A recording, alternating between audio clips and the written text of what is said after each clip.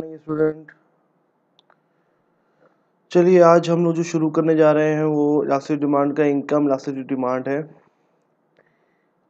और ये चीज़ पेंडिंग रह गई थी हमारी और वो आज हम लोग कवर करेंगे। इसके पावर पॉइंट स्लाइड्स बने नहीं थे और आज हम लोग इनकम इलास्टिक डिमांड जो हम लोग का चैप्टर है उसके अंदर हमने प्राइस इलास्टिक डिमांड कवर कर लिया था, इनकम इलास्टिक डिमांड कवर नहीं हुआ था। अब इस चैप्टर में जो हम लोग को पढ़ना है वो ये पढ़ना है कि इनकम का असर हमारे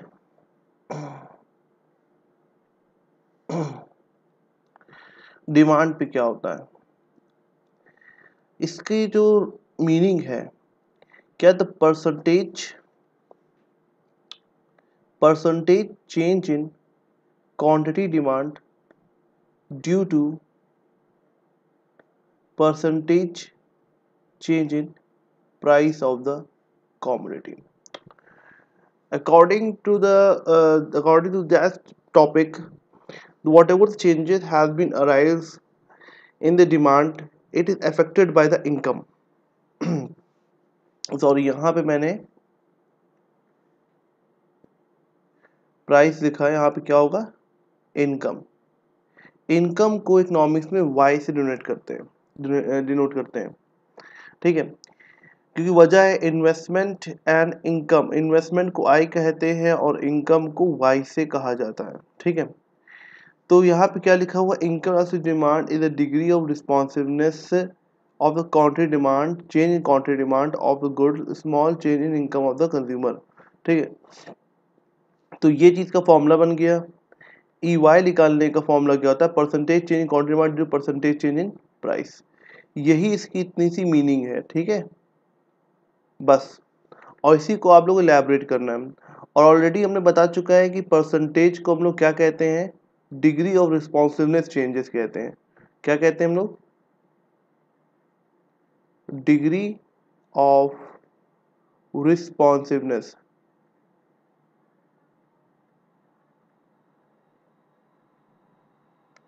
ठीक है। Degree of responsiveness change in quantity demand due two degree of responsiveness change in income of the consumer, पहली चीज। और उसके बाद डिग्री ऑफ इनकम कैसा था, पॉजिटिव पहला होता है, दूसरा नेगेटिव और जीरो, ये तीन होते हैं, ठीक है। एक होता है unitary positive unitary income elastic demand, less than क्या होता है unitary income elastic demand, and more than unitary income elastic demand, ठीक। अब इसके बारे में हम लोग पहले डिटेल में समझते हैं क्या होता है इनकम इलास्टिक डिमांड। अब इनकम के अब यूनिटरी इलास्टिक डिमांड क्या, यूनिटरी इनकम इलास्टिक डिमांड क्या होता है, पॉजिटिव मतलब क्या होता है, इनकम के बढ़ने से क्वांटिटी डिमांड भी हमारी क्या होगी, इंक्रीज होगी। तो यहाँ पे कैसा रिलेशन है, पॉजिटिव रिलेशन है। और पॉजिटिव रिलेशन हम लोगों ने पढ़ा था कि किस केस में होता है, डिमांड के हम लोगों ने लॉ ऑफ डिमांड में पढ़ा था। लॉ ऑफ डिमांड में क्या पढ़ा था कि नॉर्मल गुड्स के केस में, नॉर्मल गुड्स के केस में हमारा ये चीज़ जनरेट होती है, पॉजिटिव इनकम इलास्टिक डिमांड होती है। इनकम के बढ़ने से डिमांड हमारी बढ़ती है। अब ये तो हम लोगों ने जो पढ़ा था वो डायरेक्शन ऑफ चेंजेस था, जो हम लोगों ने लॉ ऑफ डिमांड पढ़ा था। क्या पढ़ा था, डिमांड चैप्टर पढ़ा था, डायरेक्शन ऑफ चेंजेस होते हैं। लेकिन हमको ये नहीं पता कि डिग्री कितनी चेंजेस हो रही है, मतलब कि कहने का मतलब कि कितनी इनकम के बढ़ने से कितनी डिमांड अफेक्ट हो रही है। ये चीज़ें भाई हम लोगों ने डायरेक्शन तो पढ़ा, लेकिन वैल्यू जो थी वो क्या है, अननोन है, वो हमको पता ही नहीं है, ठीक है। अब यही चीज़ हमको इसमें कवर करना है। तो पॉजिटिव इनकम इलास्टिक डिमांड के बारे में चलिए पहले लोग पढ़ते हैं, ठीक है।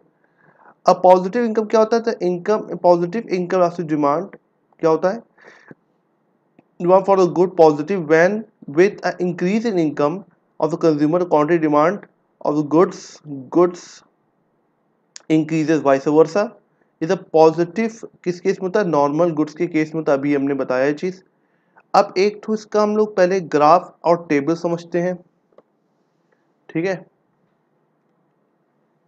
चलिए ये हमारी क्या इसको हम सर पहले क्या मानेंगे प्राइस सॉरी इनकम और दूसरी क्या मानेंगे क्वांटिटी डिमांड हम लोग बना रहे हैं एक टेबल ठीक है इनकम 100 है क्वांटिटी डिमांड भी क्या है हमारा एक मिनट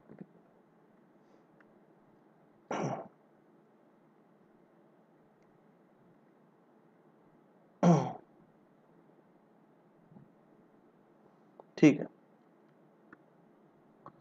वो भी क्या हो गई डिमांड हमारी 10 यूनिट्स हो गई इनकम हमारी 200 हो गई तो डिमांड हमारी 20 हो गई इनकम हमारी 300 हो गई तो डिमांड हमारी कितनी हो गई 30 हो गई तो अब ये चीज़ देखिए इनकम के बढ़ने से क्वांटिटी डिमांड भी बढ़ रहा है तो अब इसके बारे में अगर हम लोग बात करें तो कैसा रिलेशन होगा ग्राफ कैसे जाएगा अगर हम लोग यहाँ पर अगर क्या ले लें इनकम है इनकम 100 और यहाँ पे क्या ले लें 200 ले लें और यहाँ कौन डिमांड कितना ले लें 10 और यहाँ पे कितना ले लें 20 ले लें तो देखिए यहाँ पर 100 पर 10 की डिमांड है तो यहाँ पर मीट आउट हो रहा है इस पॉइंट पे और 200 पर हमारी डिमांड कितनी है 20 है तो इस पॉइंट पे हमारा क्या है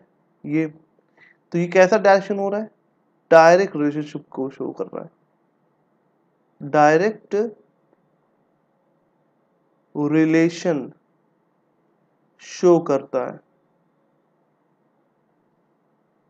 प्राइस फिर से प्राइस आ गया इनकम एंड क्वांटिटी डिमांड में ठीक है और डायरेक्ट शिप होने वजह क्या होता है डायरेक्ट शिप हो गया डायरेक्ट रिलेशन का मतलब होता है कि एक चीज इनकम के बढ़ने से क्वांटिटी डिमांड भी बढ़ेगी but other thing remain constant यहाँ पे इनकम की वजह से डिमांड हो रही है ठीक है लेकिन यहाँ पे प्राइस फैक्टर को इग्नोर किया गया क्योंकि अगर प्राइस भी इंक्रीज होती है इनकम इंक्रीज हो रही है डिमांड कांस्टेंट रहेगी ठीक है तो प्राइस को वही रखा गया है प्राइस को कांस्टेंट रखा गया है और प्राइस ऑफ द कमोडिटी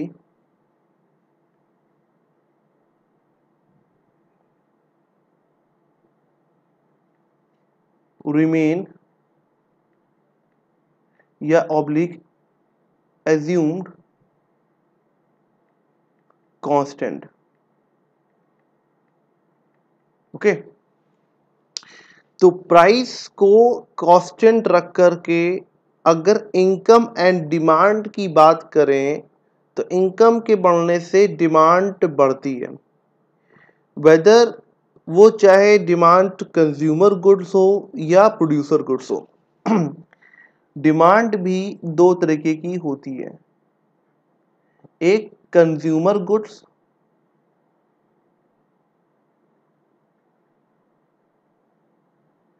और एक प्रोड्यूसर गुड्स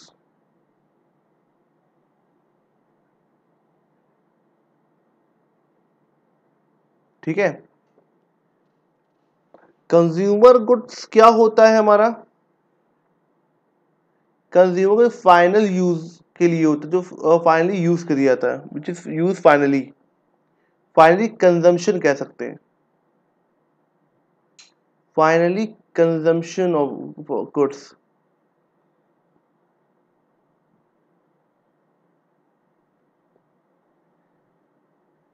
और प्रोड्यूसर गुड्स होता है which is use for further production तो ये सब चीजें आपको समझ में आ गया होगा ठीक है तो ये हमारा इनकम होता है उसके बाद हम लोग इसका एक फॉर्मूला हमने बताया था तो percentage change in quantity demand upon EY निकालने के लिए परसेंटेज चेंज इन इनकम, इसको निकालने का फॉर्मूला क्या होता है? इस पार्ट को न्यूमरेटर में जो है change in quantity demand upon demand into 100 whole divide by, इसको निकालने का फॉर्मूला क्या होगा? Change in income upon original income into this. इसको हम लोग ये भी कह सकते हैं change in quantity demand upon D0, मतलब कि इनिशियल डिमांड इनटू 100, या हम लोग इसको ये भी कह सकते हैं change in income upon Y0 into 100 कह सकते हैं। यहाँ पे ये भी आएगा 100 हमारा कट जाता है, बचता है हमारा क्या? ये। तो इसको हम लोग क्या करते हैं,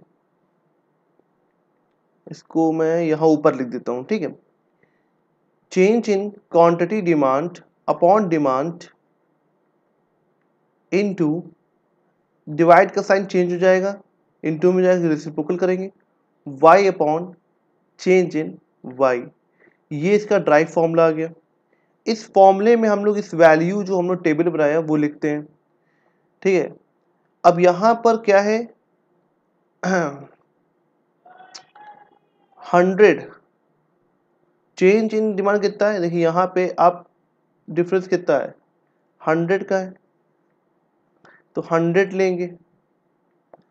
डिमांड ओरिजिनल वाली कितनी है? वो भी 100 है, वो भी 100 ले लेंगे। इनटू y ओरिजिनल कितना है? 10 है, तो 10 ले लेंगे। चेंज इन डिमांड कितनी है? मैं उल्टा कर दिया, चलिए कोई दिक्कत नहीं है। ये वाला इसका पॉइंट है और ये वाला इसका पॉइंट है, ठीक है। तो चेंज इन कितना है हमारा? चेंज इन डिमांड कितना है?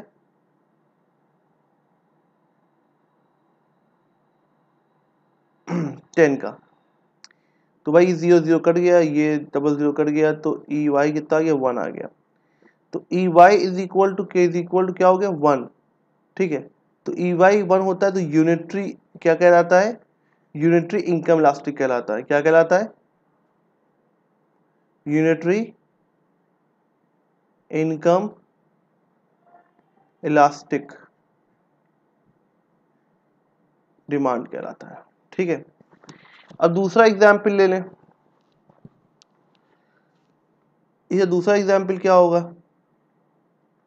Y है, क्वांटिटी डिमांड है, ठीक है। ये 100 है, ये 10 यूनिट है। जब इनकम हमारी 100 थी तो हम 10 यूनिट्स प्रोडक्ट परचेज करते थे।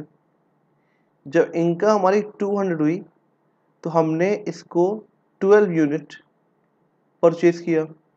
जब इनकम हमारी 300 हुई तो इसको हमने 16 यूनिट परचेज किया, ठीक है। अब वही हमारा drive formula, change in quantity demand upon demand into y means income change in y। तो EY इज इक्वल टू क्या हो जाएगा? चेंज इन डिमांड कितना? चेंज इन डिमांड कितना है हमारा? डिफरेंस देखिए इस चीज का कितना है सर? 2 का डिफरेंस है, ठीक है। तो यहां हमने लिख दिया 2, ठीक है। अब ओरिजिनल डिमांड कितनी है? 10। ओरिजिनल डिमांड कितनी है? 10 इंटू वाई। देखिए वाई ओरिजिनल कितना है? 100।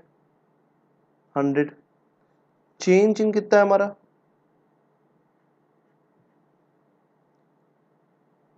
100। 100 कर गया तो ये आ जाएगा 2 1 5। अब इसको हम लोग करने के लिए हम लोग क्या जाएगा? 0.2 आएगा कि नहीं आएगा? अब 0.2 मतलब ई वाई जो है हमारा 0.2 आ गया, और उसको कंपेयर किससे करते हैं, बेस नंबर जो कि 1 है। तो अब E Y is more than, E Y is more than 1, तो ये क्या हो गया, ये हमारा हो गया कौन सा, less than unitary elastic demand. ठीक है, ई वाई अगर मोर हुआ, ई वाई हमारा 1 हुआ, इक्वल टू 1 हुआ, तो यूनिटरी हो गया। अब ई वाई अगर लेस देन 1 हुआ तो हमारा less than unitary elastic demand हो गया। अब तीसरा हम लोग जो पढ़ेंगे वो क्या है हमारा, देखिए अब तीसरा एग्जाम्पल, थर्ड एग्जाम्पल, थर्ड फिर से वही हमारी इनकम एंड क्वांटिटी डिमांड,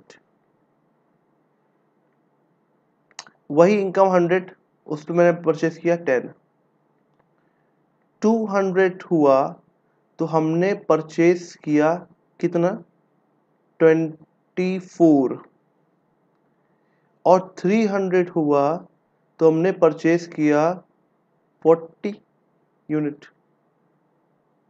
ठीक है, अभी भी इनकम के बढ़ने से क्वांटिटी डिमांड भी बढ़ रही है, लेकिन अब इसकी डिग्री अगर चेक करना है तो E Y is equal to क्या हो जाएगा फॉर्मूला हमारा, change in quantity demand upon demand into Y, और चेंज इन वाई इनकम। अब चेंज इन डिमांड कितना है हमारा, चेंज डिमांड हमारा 14 का है, डिमांड हमारी कितनी होनी 10 है, इनटू हमारी वही ओरिजिनल वाई का मतलब ओरिजिनल वाई कितना 100 है, और चेंज इन वाई कितना है हमारा वो भी 100 है, तो 100 100 हमारा कट गया, तो ई वाई हमारा क्या आ गया, ई वाई आ गया हमारा 1.4, और 1 इज अ बेस नंबर, तो that mean E Y is more than 1, तो E Y is more than 1 का मतलब क्या होता है हमारा,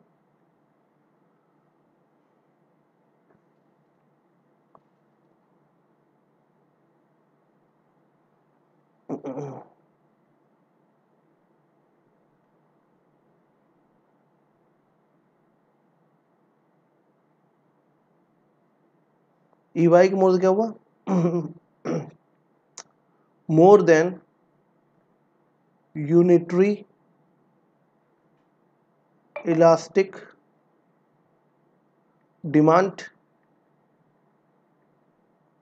ये हम लोग कहते हैं इनकम इलास्टिक डिमांड।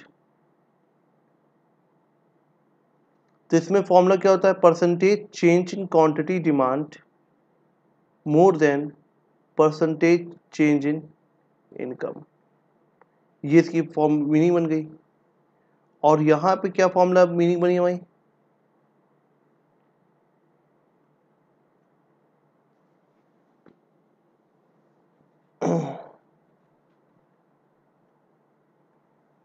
यहाँ पे जो हमने था क्या था, यूनिटरी इलास्टिक था ये हमारा, उसके बाद हमारा ये वाला कौन सा था,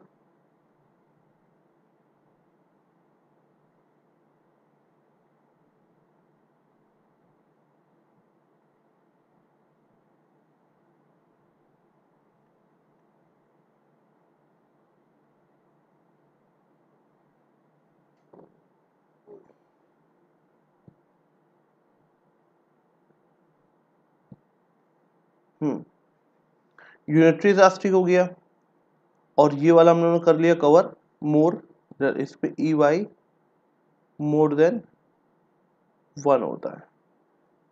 तो ये हमारी तीनों टॉपिक कवर हो गया। अब नेगेटिव इनकम इलास्टिक डिमांड क्या होता है, इंफीरियर गुड्स में। इंफीरियर गुड्स के बारे में ऑलरेडी मैं बहुत डिटेल में आप लोगों को बता चुका हूँ लॉ ऑफ डिमांड के अंदर। ना याद हो तो एक बार जाके आप देख लीजिएगा। निगेटिव में देखिए डिमांड कर्व कैसा होता है, इनवर्स होता है।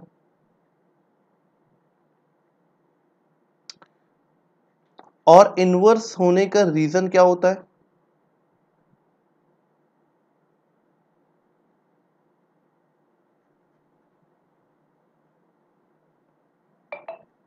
रीजन क्या होगा? पहला reason high standard living,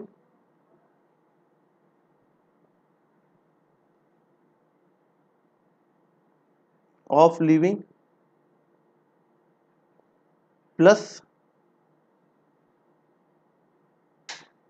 cheaper quality product present in the market।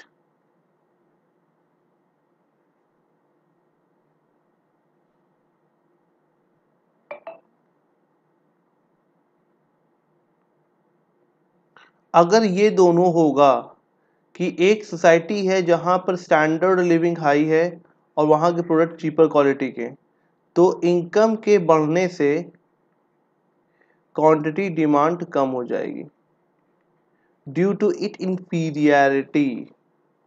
The income elastic demand is negative when the income of the income is consumer increases for minimum।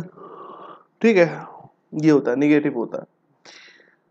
अब इसके बाद क्या आता है हमारा जीरो। इसमें इनकम बढ़े या घटे, डिमांड रिमेन कांस्टेंट। डिमांड क्या होता है, कांस्टेंट होता है।